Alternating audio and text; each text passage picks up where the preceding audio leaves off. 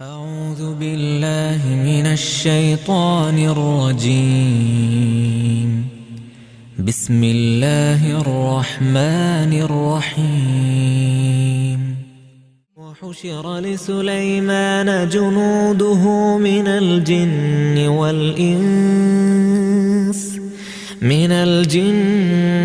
والإنس والطير فهم يوزعون حتى إذا أتوا على واد النمل قالت نملة يا أيها النمل ادخلوا مساكنكم لا يحطمنكم سليمان وجنوده وهم لا يشعرون. السلام عليكم ورحمة الله وبركاته.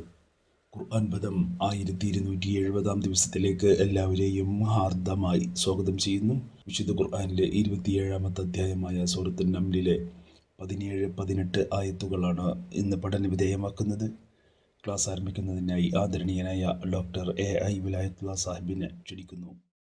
അസ്സലാമു അലൈക്കും വറഹ്മത്തുള്ളാഹി വബറകാതുഹു.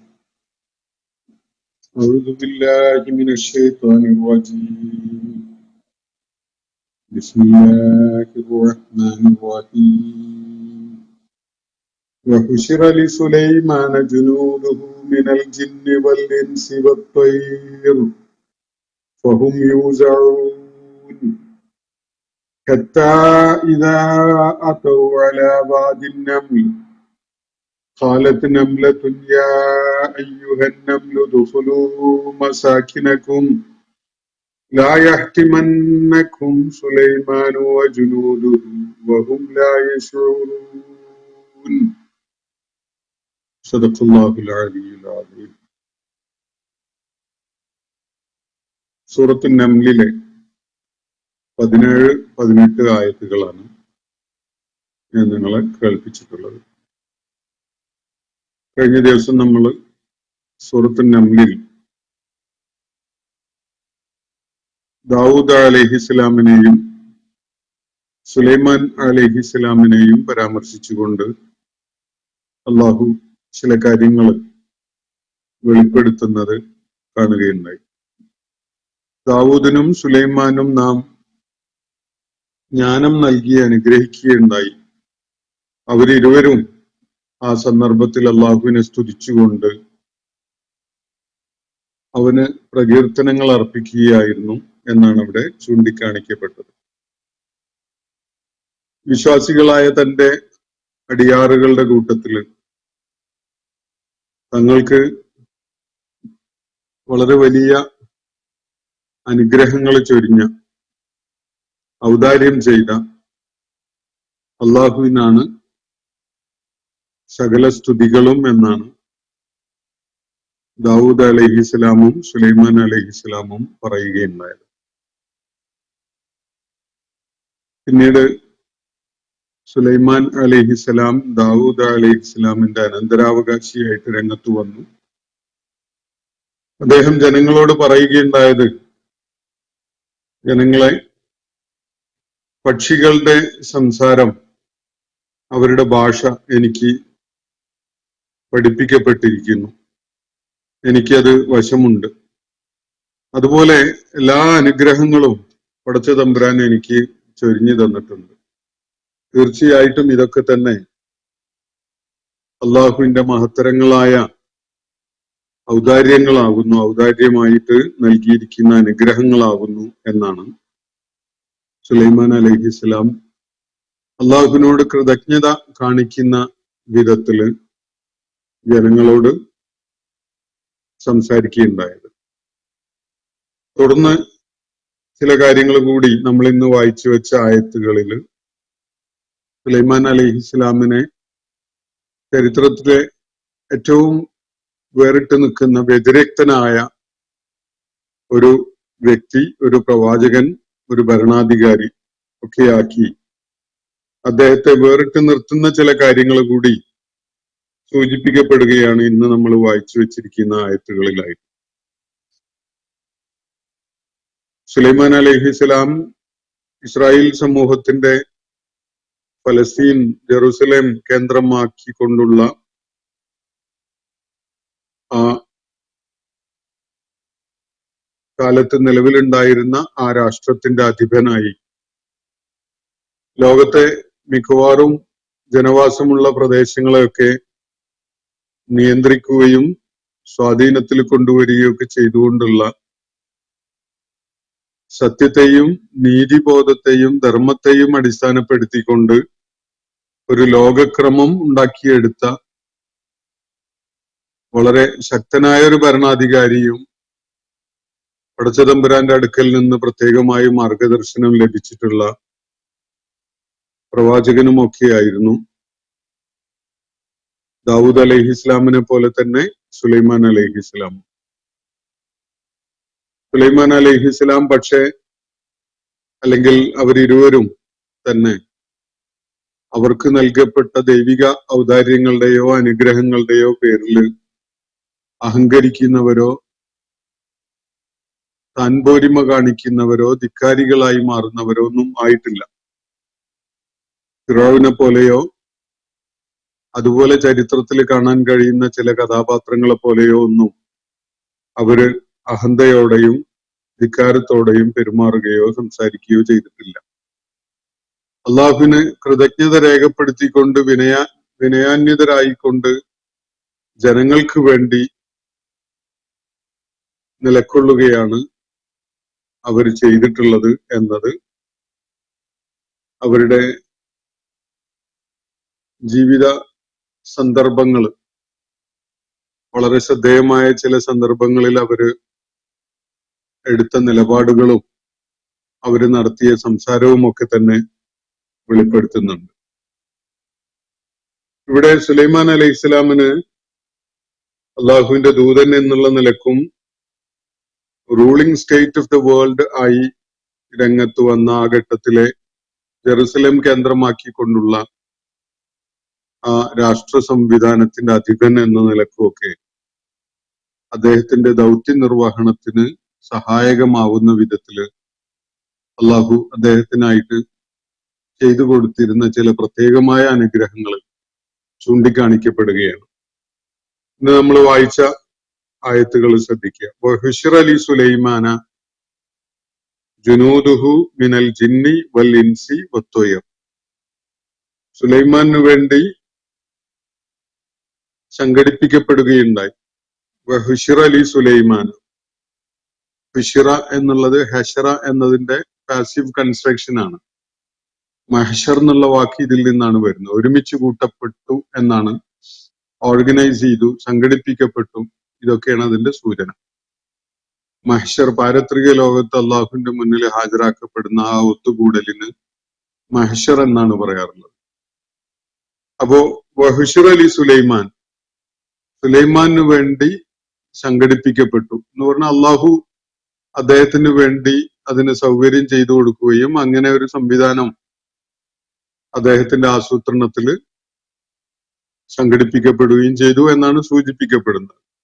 വഹുശ്ർ അലി സുലൈമാന ജുനൂദുഹു, അദ്ദേഹത്തിന്റെ സൈന്യം, സുലൈമാൻ അലൈഹി ഇസ്ലാമിന്റെ സൈന്യം അദ്ദേഹത്തിനായിട്ട് സംഘടിപ്പിക്കപ്പെട്ടു. എങ്ങനെയാണ് ആ സൈന്യം കോൺസ്റ്റിറ്റ്യൂട്ട് ചെയ്യപ്പെട്ടിരിക്കുന്നത്? മിനൽ ജിന്നി വൽ ഇൻസി വത്തൊയർ. 3 വിഭാഗങ്ങളിൽ പെടുന്നവരാണ് അതിലെ സൈനികർ. ജിന്നുകളും മനുഷ്യരും പക്ഷികളും. ജിന്നുകളും മനുഷ്യരും പക്ഷികളും അടങ്ങിയ വലിയ ഒരു പടുകൂറ്റൻ സൈന്യം സുലൈമാൻ അലൈഹി ഇസ്ലാമിന് വേണ്ടി സംഘടിപ്പിക്കപ്പെട്ടു എന്നാണ് ഇവിടെ സൂചിപ്പിക്കപ്പെടുന്നത്. മാനവ ചരിത്രത്തിൽ ഇന്നോളം അങ്ങനെ ഈ 3 വിഭാഗങ്ങളെ ഉൾപ്പെടുത്തിക്കൊണ്ടൊരു സൈന്യം ഉണ്ടായിരുന്നത് സുലൈമാൻ അലൈഹി ഇസ്ലാമിന് മാത്രമായിരിക്കും. അറിയപ്പെടുന്ന ചരിത്രത്തില് ഏതെങ്കിലും സ്രോതസ്സിലുള്ള വിവരണങ്ങളിൽ നമുക്ക് കാണാൻ കഴിയുന്നത് അങ്ങനെയാണ്. സുലൈമാൻ അലൈഹി ഇസ്ലാമിന് വേണ്ടിയായിട്ട് ജിന്നുകളിൽപ്പെട്ട അദൃശ്യ ജീവികളായ ജിന്നുകളിൽപ്പെട്ടവരെയും വല്ലിൻസി മനുഷ്യരിൽപ്പെട്ടവരെയും അതുപോലെ തൊയർ തൊയർ എന്ന് പറഞ്ഞാൽ പക്ഷികളിൽപ്പെട്ടവരെയും ഉൾപ്പെടുത്തിക്കൊണ്ടുള്ള സൈന്യത്തെ സംഘടിപ്പിക്കുകയുണ്ടായി. ഫഹും യൂസഊൻ, അവര് പല വിഭാഗങ്ങളായി ക്രമീകരിക്കപ്പെട്ടവരായിരുന്നു. അദ്ദേഹം അവരെ വളരെ ശാസ്ത്രീയമായിട്ട് ക്രമീകരിക്കുകയായിരുന്നു, ഈ 3 വിഭാഗങ്ങളിൽപ്പെട്ട സൈനികരെ. അങ്ങനെയുള്ള ഒരു അതിശക്തമായ ഒരു സേനയെ സുലൈമാൻ അലൈഹിസ്സലാമിന് വേണ്ടി ഒരുക്കപ്പെട്ടു എന്നാണ് അള്ളാഹു ഇവിടെ സൂചിപ്പിക്കുന്നത്. തൊട്ടു മുകളിൽ നമ്മൾ വായിച്ച ഭാഗത്ത് സുലൈമാൻ അലൈഹിസ്സലാമിന് പക്ഷികളുടെ സംസാരം പഠിപ്പിക്കപ്പെട്ടു, പക്ഷികളുടെ ഭാഷ മനസ്സിലാക്കാൻ കഴിയുന്ന ഒരു സിദ്ധി അദ്ദേഹത്തിന് നൽകുകയുണ്ടായി എന്ന് പറഞ്ഞല്ലോ.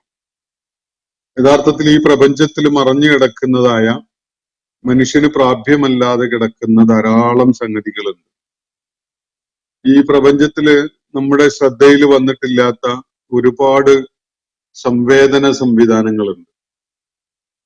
തേനീച്ചയുടെ കമ്മ്യൂണിക്കേഷൻ നെറ്റ്വർക്ക്, പക്ഷികളുടെ സംസാര രീതി, അതുപോലെ മൃഗങ്ങള് നടത്തുന്ന അവരുടെ സംവേദന, ആശയം കൈമാറ്റം ചെയ്യുന്നതിന് വേണ്ടി അവർ സ്വീകരിക്കുന്ന രീതികൾ, അതുപോലെ തന്നെ ഇവിടെ അചേതന വസ്തുക്കള്, പ്രത്യേകിച്ച് അവയുടെ ആറ്റം ലെവലില് കമ്മ്യൂണിക്കേഷൻ നടക്കുന്നുണ്ടാവാൻ വലിയ സാധ്യതയുണ്ട് എന്നത് വിശുദ്ധ ഖുർആനിലെ ചില സൂചനകളിൽ നിന്ന് നമുക്ക് മനസ്സിലാക്കാൻ പറ്റുന്നുണ്ട്. വയുദബ്ബിറുൽ അംറ മിനസ് സമാഇ ഇലൽ അർള്, ആകാശത്തിൽ നിന്ന് അവനവന്റെ കൽപ്പനകൾ ഭൂമിയിലേക്ക് നൽകുന്നു എന്ന വിധത്തിൽ വിശുദ്ധ ഖുർആൻ പറയുന്നത് കാണാം. ഓരോ ആറ്റമിനും ദൈവികമായ നിർദ്ദേശം നിരന്തരം ലഭിക്കുന്നുണ്ട്, നൽകപ്പെടുന്നുണ്ട് എന്ന സൂചന ഇവിടെ വളരെ ശാസ്ത്രീയമായി, വളരെ ഗംഭീരമായി, വളരെ സമഗ്രമായി ഓരോന്നും പ്രവർത്തനക്ഷമമാവുന്ന ആ പ്രക്രിയ വിലയിരുത്തുമ്പോൾ വിശുദ്ധ ഖുർആന്റെ ചില സൂചനകളെ കൂടി അതിനോട് ചേർത്ത് വെച്ച് മനസ്സിലാക്കുമ്പോൾ അങ്ങനെ ഒരു സംവിധാനം ഉണ്ട് എന്ന് തന്നെ നമ്മൾ വിശ്വസിക്കാൻ പ്രേരിതരാവുകയാണ്. എന്തായാലും ഈ സംവിധാനങ്ങളിലൊക്കെ തന്നെ മനുഷ്യന് പരിചയമില്ലാത്ത, മനുഷ്യന് എക്സ്പ്ലോർ ചെയ്ത് കണ്ടെത്താൻ നിലവിൽ സാധിച്ചിട്ടില്ലാത്ത വിധത്തിലുള്ള കമ്മ്യൂണിക്കേഷൻ നെറ്റ്വർക്ക് വർക്ക് ചെയ്യുന്നുണ്ട് എന്നതാണ് മനസ്സിലാക്കാൻ പറ്റുന്ന കാര്യം. അപ്പോ മന്തിഖുത്വയർ, പക്ഷികളുടെ സംസാരം, പക്ഷികളുടെ ഭാഷ സുലൈമാൻ അലൈഹിസ്സലാമിന് പഠിപ്പിക്കപ്പെട്ടിരുന്നു എന്നാണല്ലോ ഇവിടെ സൂചിപ്പിക്കപ്പെടുന്നത്. ഇതുപോലെ ഈ കോസ്മിക് ബോഡീസ് തമ്മിൽ കമ്മ്യൂണിക്കേഷൻ സംവിധാനം ഉണ്ടാകാം. അപ്പോ അതിവിസ്മയകരമായ ഒരുപാട് സാധ്യതകൾ ഈ പ്രപഞ്ച സൃഷ്ടിപ്പില് ഇനിയും മനുഷ്യന്റെ ശ്രദ്ധയിലേക്ക് എത്തിയിട്ടില്ലാത്തതായിട്ട് പലതും ഉണ്ട്. നമ്മൾ സമീപകാലത്ത് മാത്രമാണ് ഇന്റർനെറ്റ് എന്നൊരു സാധ്യത കണ്ടെത്തുന്നത്. അതൊക്കെ പ്രപഞ്ചത്തിലുള്ള സംവിധാനത്തെ പ്രയോജനപ്പെടുത്തിക്കൊണ്ട് നമ്മൾ അതിനെ വാണിജ്യാടിസ്ഥാനത്തിൽ തന്നെ ഉപയോഗപ്പെടുത്തുന്ന ഒരു തലത്തിലേക്ക് ഉയരുകയാണ് ചെയ്തിട്ടുള്ളത്. ഒന്നും പുതിയതായിട്ടുണ്ടാക്കിയതല്ല. ഒരു നെറ്റ്വർക്കിന് വേണ്ടി ഒരു എന്തെങ്കിലും സംവിധാനം പ്രപഞ്ചത്തിൽ ആരും സ്ഥാപിക്കുകയല്ല ചെയ്തിട്ടുള്ളത്. ഇവിടെയുള്ള സംവിധാനങ്ങളെ പ്രയോജനപ്പെടുത്തുകയാണ് ചെയ്തിട്ടുള്ളത്. നേരത്തെ വൈദ്യുതി കണ്ടെത്തിയപ്പോഴും അതുപോലെ ടെലിഫോൺ സംവിധാനം നിലവിൽ വന്നപ്പോഴൊക്കെ ഈ പ്രപഞ്ച സംവിധാനത്തിൽ അള്ളാഹു ഒരുക്കി വെച്ചിരുന്ന സാധ്യതകളെ മനുഷ്യര് പ്രയോജനപ്പെടുത്തിക്കൊണ്ട് അവർക്ക് ഉപയോഗപ്രദമാക്കി മാറ്റുകയാണ് ഉണ്ടായിട്ടുള്ളത് എന്നത് നമുക്ക് കാണാൻ കഴിയും. അപ്പോ പക്ഷികളുടെ സംസാരം മനുഷ്യന് നേരത്തെ വെളിപ്പെട്ടിട്ടുണ്ടായിരുന്നില്ലാത്ത സുലൈമാൻ അലൈഹിസ്സലാമിന് അള്ളാഹു ഒരു മൊയ്ജിസത്ത് എന്നുള്ള നിലയ്ക്ക് പഠിപ്പിച്ചിട്ടുള്ള ഒരു കാര്യമാണ്. പലപ്പോഴും ആളുകൾ തെറ്റിദ്ധരിക്കുന്നത് പക്ഷികൾ സംസാരിച്ചു എന്നതാണ് സുലൈമാൻ അലൈഹിസ്സലാമിന്റെ മൊയ്ജിസത്ത് എന്ന നിലക്കാണ്. അങ്ങനെയല്ല. പക്ഷികളും മൃഗങ്ങളും അചേതന വസ്തുക്കളും വരെയും ഇവിടെ പലതും കമ്മ്യൂണിക്കേറ്റ് ചെയ്തുകൊണ്ടിരിക്കുന്നുണ്ട്. ഈ കമ്മ്യൂണിക്കേഷൻ സംവിധാനം മനുഷ്യന് സ്വായത്തമാക്കാനോ അല്ലെങ്കിൽ മനുഷ്യനെ പ്രയോജനപ്പെടുത്താനോ പറ്റുക എന്നതാണ് അതിലെ അത്ഭുതം എന്നതാണ് കാര്യം. സുലൈമാൻ അലൈഹി ഇസ്ലാമിന് പക്ഷികളുടെ സംസാരം മനസ്സിലാക്കാനുള്ള ഒരു സിദ്ധി അള്ളാഹു നൽകി എന്നാണ് ഇവിടെ സൂചിപ്പിക്കുന്നത്.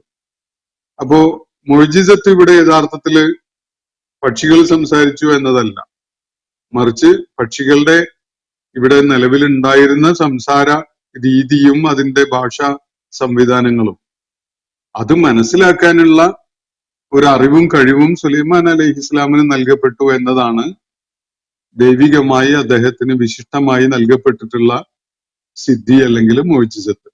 അതാണ് ഇവിടെ സൂചിപ്പിക്കപ്പെടുന്നത്. പക്ഷികൾ പണ്ടും സംസാരിക്കുന്നുണ്ടാവും. സുലൈമാൻ അലൈഹി ഇസ്ലാമിന്റെ കാലശേഷവും പക്ഷികള് ജീവജാലങ്ങളൊക്കെ സംസാരിക്കുന്നുണ്ട്. പക്ഷെ അത് മനുഷ്യന് ഡീകോഡ് ചെയ്ത് മനസ്സിലാക്കാനുള്ള കഴിവ് നൽകപ്പെട്ടിട്ടില്ല എന്നതിനാലാണ് അതിന് മനുഷ്യന് സാധിച്ചിട്ടില്ലാത്തത്.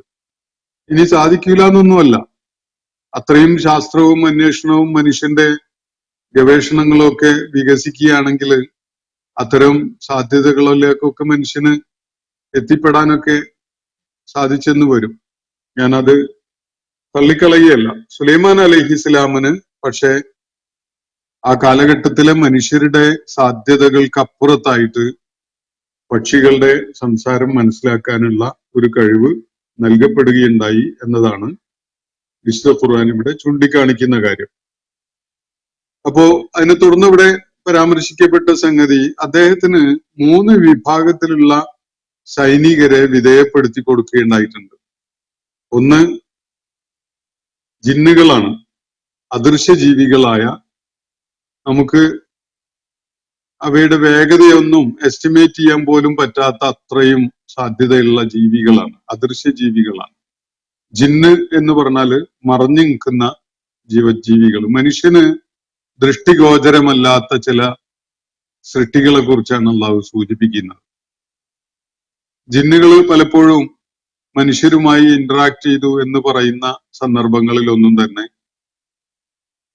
അത് അവരുടെ സൃഷ്ടിപരമായ രൂപത്തില് ഇന്ററാക്ട് ചെയ്തു എന്നല്ല നമുക്ക് കാണാൻ കഴിയും. മറിച്ച് അവര് മനുഷ്യരുടെ രൂപത്തിലൊക്കെയാണ് മനുഷ്യരുമായി ഇടപഴകുന്നതിന് വേണ്ടിയുള്ള സംഗതികൾ ഉണ്ടായതായിട്ട് പരാമർശങ്ങൾ എവിടെയെങ്കിലും കാണാം. അവയുടെ സ്വപ്രകൃതം എന്ന് പറയുന്നത് മനുഷ്യന് ദൃഷ്ടിഗോചരമല്ലാത്ത ഒരു രൂപമാണ്. അപ്പോ ആ വിഭാഗത്തിൽപ്പെട്ട ജിന്നുകളിൽപ്പെട്ട പലരെയും അള്ളാഹു സുലൈമാൻ അലൈഹി ഇസ്ലാമിന്റെ സേവകരായി സൈനിക സേവനത്തിന് വിട്ടുകൊടുത്തു എന്നാണ് ഇവിടെ സൂചിപ്പിക്കപ്പെടുന്നത്. അതുപോലെ മനുഷ്യരുടെ കൂട്ടത്തില് പെട്ട ധാരാളം ആളുകളെ അദ്ദേഹത്തിന്റെ സേനയിലേക്ക് റിക്രൂട്ട് ചെയ്യപ്പെടുകയുണ്ടായി. അതുപോലെ വത്വയർ, പക്ഷികളും സുലൈമാൻ അലൈഹി ഇസ്ലാമിന്റെ ദൗത്യ നിർവഹണത്തിന് വളരെയേറെ പ്രയോജനപ്പെട്ട ഒരു വിഭാഗം സേവകരാണ് പക്ഷികൾ.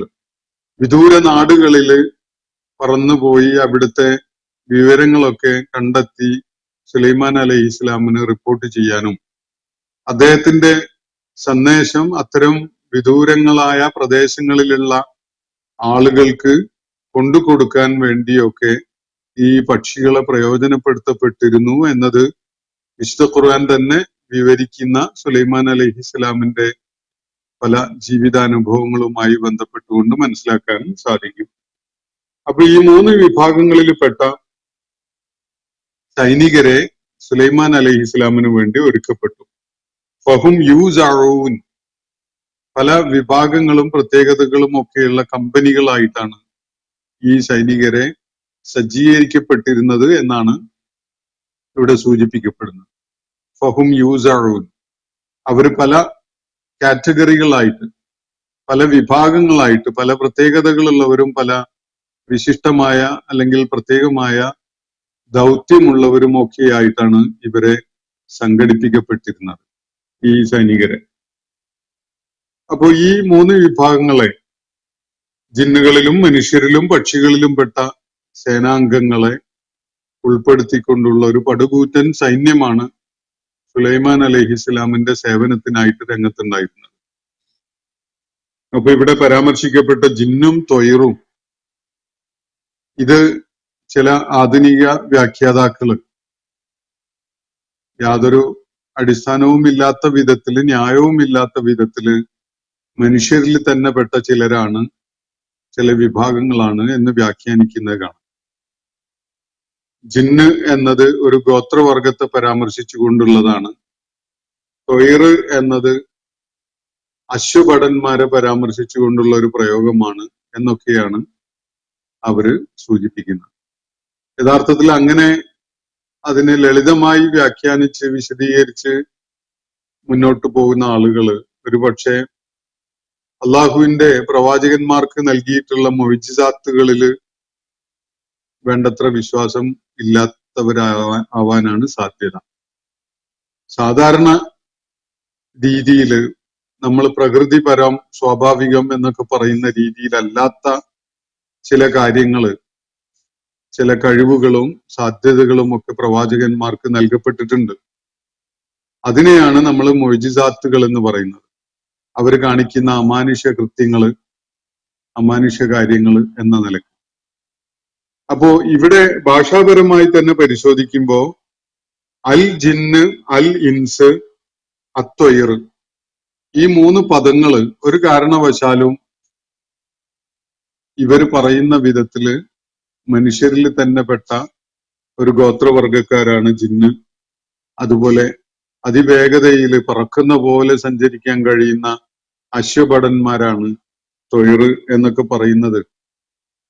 അള്ളാഹുവിന്റെ പ്രപഞ്ച സൃഷ്ടിപ്പില് അള്ളാഹു നിക്ഷേപിച്ചിട്ടുള്ള സാധ്യതകളെ ഉൾക്കൊള്ളാതെ കണ്ട് പറയുന്ന കാര്യമാണ്.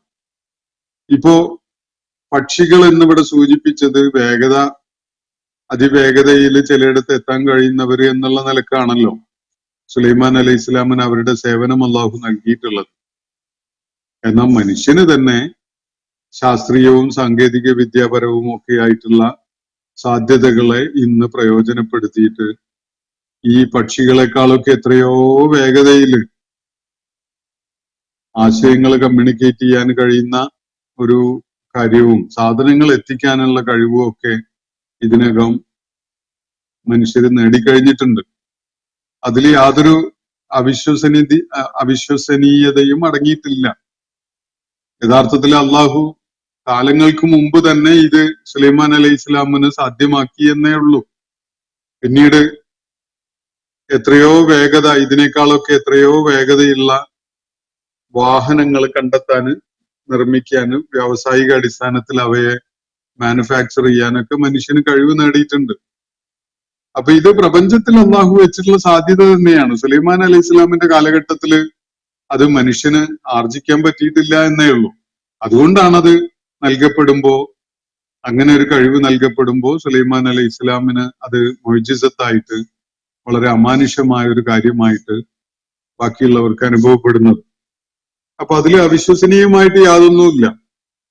അള്ളാഹു സുബ്ഹാനഹു വ തആല കാലങ്ങൾക്ക് മുമ്പ് തന്നെ അത്തരം വിശിഷ്ടമായ ഒരു സാധ്യത സുലൈമാൻ അലൈഹി ഇസ്ലാമിന് തുറന്നു കൊടുത്തു, അദ്ദേഹത്തിന് വിധേയപ്പെടുത്തി കൊടുത്തു എന്നേ ഉള്ളൂ. അപ്പോ ഈ അൽ ജിന്ന്, അൽ ഇൻസ്, അത്വയ്ർ എന്ന വിധത്തില് അലിഫ് ലാം എന്ന് പറഞ്ഞാൽ അറബി ഭാഷയിലെ ഡെഫിനിറ്റ് ആർട്ടിക്കിള് ഈ പദങ്ങളോട് ചേർത്ത് വരുമ്പോ ഒരു വംശത്തെ അല്ലെങ്കിൽ ഒരു പ്രത്യേക വർഗത്തിൽപ്പെട്ട എന്ന സൂചനയാണ് അറബി ഭാഷയിലുള്ളത്. അൽ ജിന്ന് എന്ന് പറഞ്ഞ ജിന്ന് വർഗം എന്നാണ്. അൽ ഇൻസ് എന്ന് പറഞ്ഞ മനുഷ്യവർഗം എന്നാണ്. അതുപോലെ അത്വയ്ർ എന്ന് പറഞ്ഞാല് പറവ വർഗം, പക്ഷിവർഗം. അങ്ങനെയാണ് അറബി ഭാഷയിൽ അത് സൂചിപ്പിക്കുന്നത്. ഇനി തുടർന്ന് വരുന്ന ആയത്തില് അള്ളാഹു പറയുന്ന കാര്യം കൂടി അതിനോട് ചേർത്ത് വെച്ച് മനസ്സിലാക്കുമ്പോ ഒരു കാരണവശാലും ജിന്നും ത്വയ്റും മനുഷ്യരിൽ തന്നെ ചില വിഭാഗങ്ങളാണ് എന്ന് നമുക്ക് മനസ്സിലാക്കാൻ സാധിക്കില്ല. അതല്ല എന്നത് നമ്മളെ ബോധ്യപ്പെടുത്തുന്ന ഭാഷാപരമായ ചില കാര്യങ്ങൾ അതിൽ അടങ്ങിയിട്ടുണ്ട്. വഹുശ്റ ലി സുലൈമാന ജുനൂദുഹു മിനൽ ജിന്നി വൽ ഇൻസി വത്വയ്ർ. സുലൈമാനു വേണ്ടി ജിന്നുകളിലും മനുഷ്യരിലും പക്ഷികളിലും പെട്ട ആളുകളെ അല്ലെങ്കിൽ അംഗങ്ങളെ സൈനികരായിട്ട് നാം സംഘടിപ്പിച്ചു കൊടുത്തു. അല്ലെങ്കിൽ ആ വിധത്തിൽ സുലൈമാൻ അലൈഹി ഇസ്ലാമിന് വേണ്ടി സൈന്യം സജ്ജീകരിക്കപ്പെട്ടു. ഫഹും യൂസഊൻ, വ്യത്യസ്ത ദൗത്യങ്ങളുള്ള വ്യത്യസ്ത വിഭാഗങ്ങളെ, വ്യത്യസ്ത ചുമതലകളുള്ള വിഭാഗങ്ങളൊക്കെ ആയിട്ട് അവരെ, ഈ സൈനികരെ ക്രമീകരിക്കപ്പെട്ടിരുന്നു എന്നാണ് തുടർന്ന് അള്ളാഹുവിടെ പറയുന്നത്. ഫഹും യൂസഊൻ. അപ്പോ വ്യത്യസ്ത വിഭാഗങ്ങളിൽ സുലൈമാൻ അലൈഹി ഇസ്ലാമിന് സൈനികരുണ്ട്. ഈ സൈനികർ തന്നെ വ്യത്യസ്തമായ യോഗ്യതകളും ദൗത്യവും ചുമതലയും ഒക്കെ അടിസ്ഥാനപ്പെടുത്തിക്കൊണ്ട് പല വിഭാഗങ്ങളായിട്ടാണ് ക്രമീകരിക്കപ്പെട്ടിരുന്നത് എന്നും ഇവിടെ സൂചിപ്പിക്കപ്പെടുകയാണ്. നമുക്ക് പരിചയമുള്ള സൈനിക സംവിധാനങ്ങളിൽ തന്നെ കാലാൾപ്പടയും അശ്വഭടന്മാരും അതുപോലെ തന്നെ കടലില് പോരാട്ടത്തിന് പരിശീലനം കിട്ടിയവരും അതുപോലെ ആകാശത്തിലെ ഏറ്റുമുട്ടലുകൾക്കായിട്ട് പരിശീലനം കിട്ടിയവരൊക്കെ ആയിട്ട് പല വിഭാഗങ്ങള് നമുക്ക് രാജ്യങ്ങൾ സജ്ജീകരിക്കുന്ന സൈനിക സംവിധാനത്തിൽ കാണാൻ കഴിയും. അപ്പോ സുലൈമാൻ അലൈഹി ഇസ്ലാമിന് ഈ വിധത്തിൽ അള്ളാഹു വലിയ ഒരു സൈന്യത്തെ ഒരുക്കി കൊടുത്തിരുന്നു. ഹത്താ ഇദാ അതൗ അലാ വാദിൻ നംൽ. അപ്പോ തുടർന്നുണ്ടാകുന്ന ഒരു കാര്യം, അദ്ദേഹം ഒരിക്കല് തന്റെ സൈന്യത്തെയുമായി നീങ്ങുകയായിരുന്നു. ഹത്താ ഇദാ അതൗ അലാ വാദിൻ നംൽ. അങ്ങനെ അവര് വാദി നംലില് എത്തുകയുണ്ടായി. ഇതൊക്കെ തുടരെ ഉണ്ടായി എന്നല്ല മനസ്സിലാക്കേണ്ടത്. ശ്രദ്ധേയമായ ചില സംഗതികൾ അല്ലാഹു സുബ്ഹാനഹു വ തആല ചേർത്ത് പറയുകയാണ്.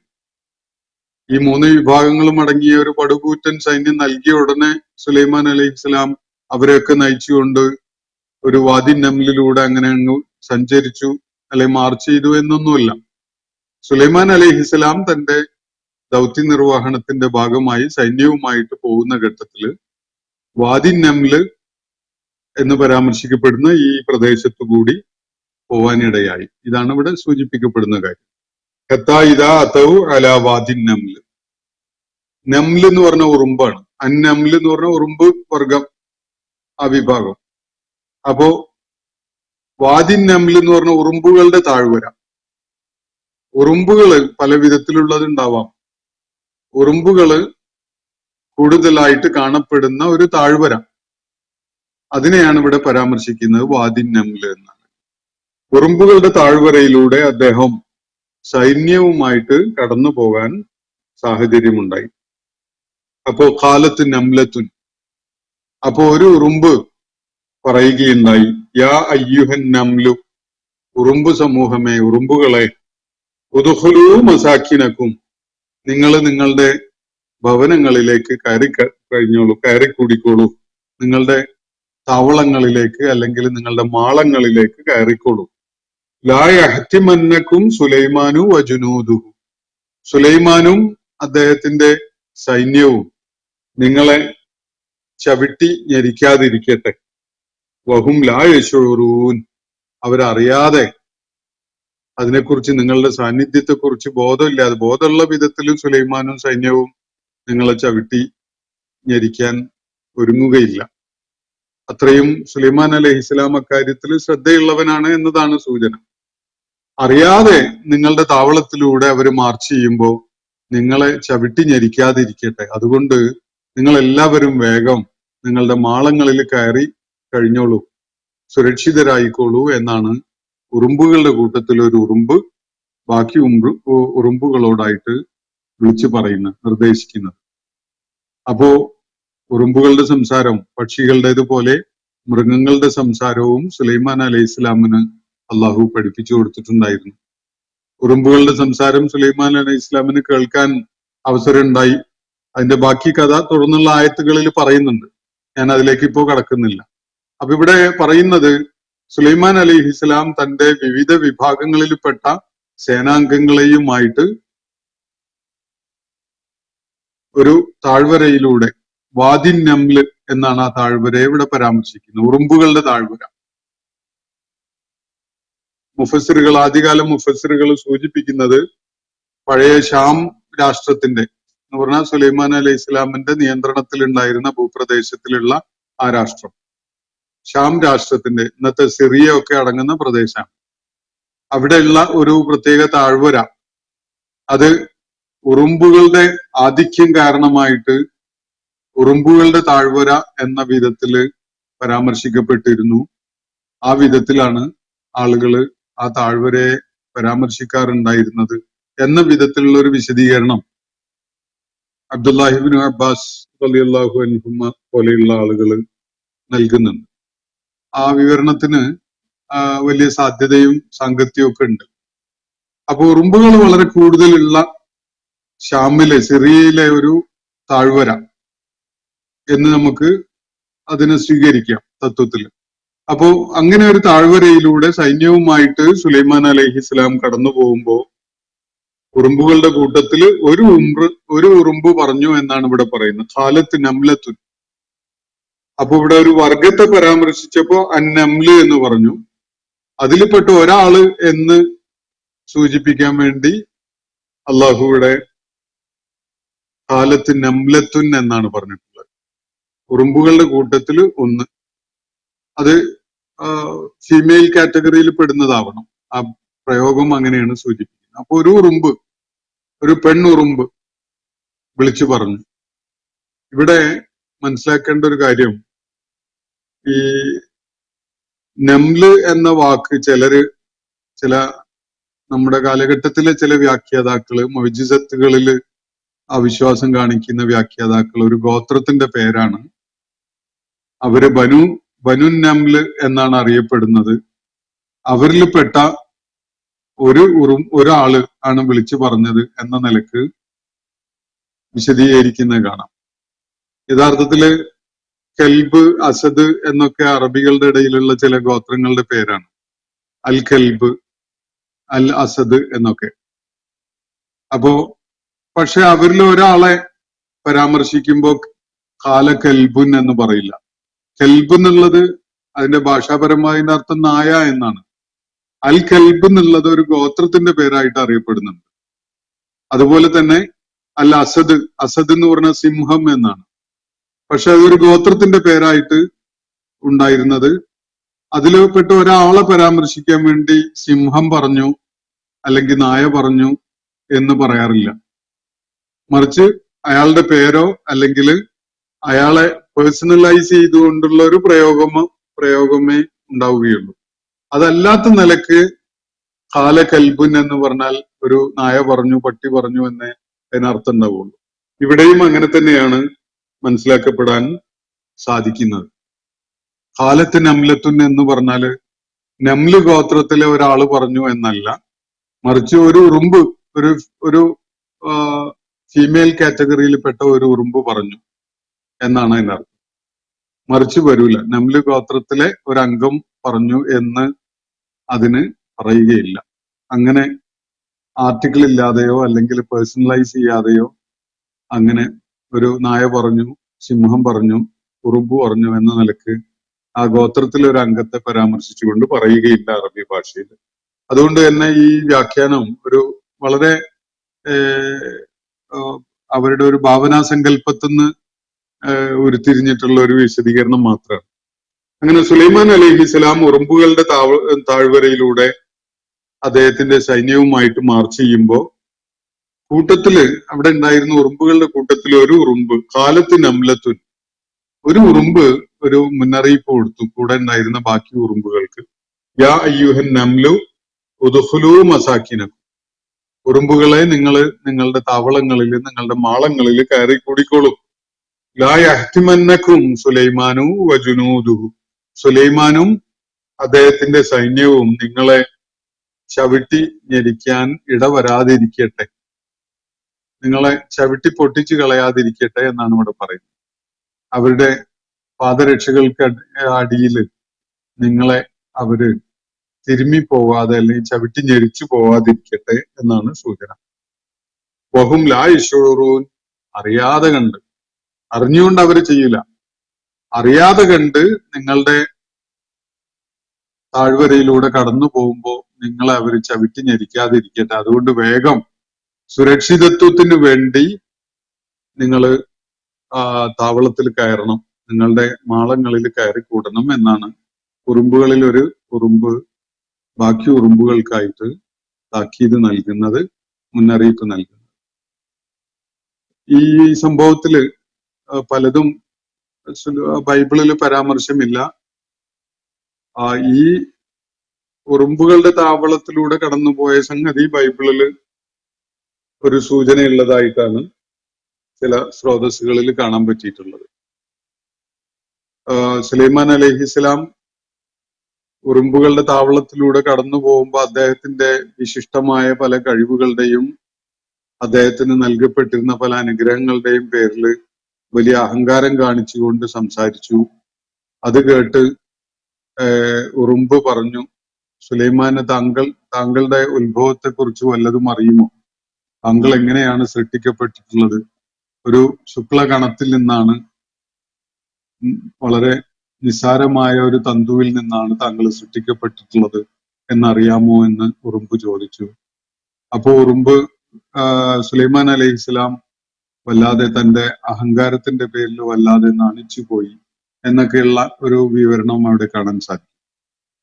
പക്ഷെ വളരെ വ്യത്യസ്തമായ ഒരു ചിത്രമാണ് സുലൈമാൻ അലൈഹി ഇസ്ലാമിനെ കുറിച്ച് വിശുദ്ധ ഖുർആൻ വരച്ചു കാണിക്കുന്നത്. അള്ളാഹുവിന്റെ അനുഗ്രഹങ്ങളെ ഒരിക്കലും വിസ്മരിക്കാതെ, അള്ളാഹുവിനോട് ഏറെ കൃതജ്ഞതയുള്ള, നന്ദി കാണിക്കുന്ന, അള്ളാഹുവിന്റെ മുന്നിൽ വളരെയേറെ വിനയാന്യതനായിക്കൊണ്ട് എളിമയോടുകൂടി നിലകൊള്ളുന്ന ഒരു ചിത്രമാണ് സുലൈമാൻ അലൈഹി ഇസ്ലാമിനെ കുറിച്ച് ഖുർആൻ വരച്ചു കാണിക്കുന്നത്. അപ്പോൾ വളരെ ധിക്കാരവും അഹങ്കാരവും കാണിക്കുന്ന സ്വരം കാണിച്ചുകൊണ്ടാണ് സുലൈമാൻ അലൈഹി ഇസ്ലാം പെരുമാറിയത് എന്നതാണ് ബൈബിളിലെ വിവരണം വെളിപ്പെടുത്തുന്നത്. പക്ഷെ പലപ്പോഴും ഓറിയന്റലിസ്റ്റുകളുടെ വലിയ ആക്രമണം ഖുർആൻ ബൈബിള് പകർത്തി വെച്ചുകൊണ്ട് രചിക്കപ്പെട്ടതാണ്, ബൈബിളിലെ സംഗതികൾ കോപ്പി അടിച്ചുകൊണ്ട് രചിക്കപ്പെട്ടതാണ് എന്നതാണ്. യഥാർത്ഥത്തിൽ ബൈബിളും ഖുർആനും ഒക്കെ പടച്ച തമ്പുരാന്റെ വെളിപാടുകളിൽ നിന്നുള്ളതാണ്. അതിലെ ബൈബിളിൽ കടന്നുകൂടിയിട്ടുള്ള പിശകുകള് തിരുത്തിക്കൊണ്ടാണ് ഖുർആൻ അവതരിപ്പിക്കപ്പെടുന്നത് എന്നതാണ് വസ്തുത.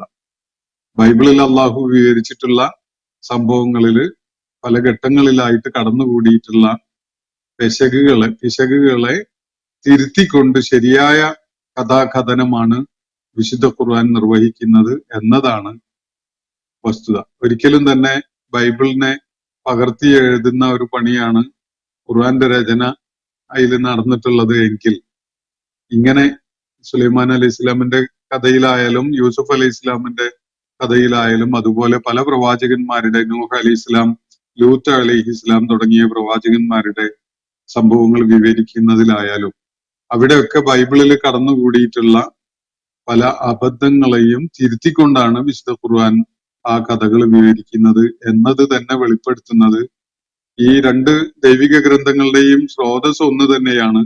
പക്ഷെ ബൈബിളിൽ പല കാര്യങ്ങളും വികലമാക്കപ്പെട്ടിട്ടുണ്ട്.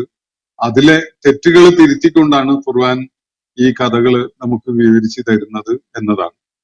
അപ്പോൾ കൂടുതൽ വിശദാംശങ്ങൾ ഇൻഷാ അല്ലാഹ് നമുക്ക് തുടർന്നുള്ള ആയത്തുകൾ വിശദീകരിക്കുമ്പോൾ പരിഗണിക്കാം. അള്ളാഹു നമ്മെ എല്ലാവരെയും അനുഗ്രഹിക്കുമാറാവട്ടെ. വാഖിറു ദഅ്വാന അനിൽ ഹംദുലില്ലാഹി റബ്ബിൽ ആലമീൻ. അസ്സലാമു അലൈക്കും വറഹ്മത്തുള്ളാഹി വബറകാതുഹു. ഇന്നത്തെ ഖുർആൻ പദം ഇവിടെ സമാപിക്കുന്നു. ഖുർആൻ പഠനത്തിൽ പങ്കെടുത്ത എല്ലാവർക്കും അള്ളാഹു അർഹമായ പ്രതിഫലം നൽകി അനുഗ്രഹിക്കട്ടെ. വആഖിറു ദഅ്വാന അനിൽ ഹംദുലില്ലാഹി റബ്ബിൽ ആലമീൻ. അസ്സലാമു അലൈക്കും വറഹ്മത്തുള്ളാഹി വബറകാതുഹു.